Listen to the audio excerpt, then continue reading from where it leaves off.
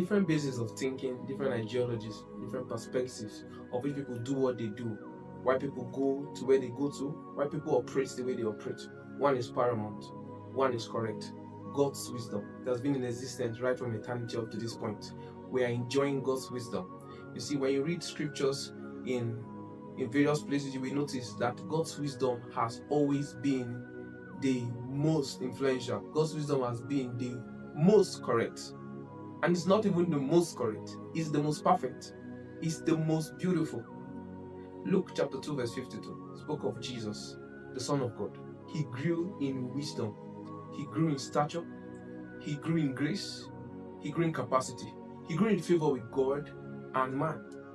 1 Samuel chapter 2 verse 26. The child Samuel grew in stature, he grew in favor with God and man. One thing is paramount for all these people, they grew. God is calling us to a place of growth. God is calling us to a place of development. We need to be aware that God will not have us stay in the place where it's not fruitful. A plant, after it has been planted, a seed rather, after it has been planted, it needs to develop. It needs to die, and then it sprouts, and then it begins to develop branches, and after a while, leaves begin to come out, and then you see that it begins to bear fruit at some point. For some of them, they become trees. It's every plant that becomes a tree. Some of them, they grow in different formats, in different ways. You see, God wants us to develop. God wants us to grow. You see men like David in scriptures, and one thing was paramount for these kinds of people, the relationship with God. God is centering us on something very important, relationship with Him. If our relationship with God is not okay, if our relationship with God is not correct, there will be no development. There will be no release of kingdom. There will be no release of fruitfulness. God needs us to come to that point of understanding that we need to have Him.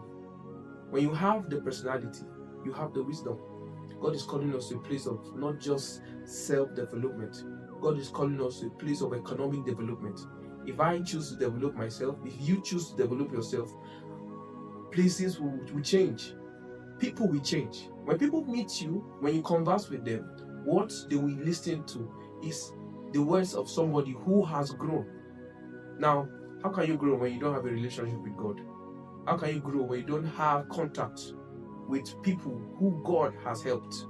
Look at men like Abraham, look at men like Enoch, people who have gone ahead of us, patriarchs, matriarchs, people like Catherine Kuhlman.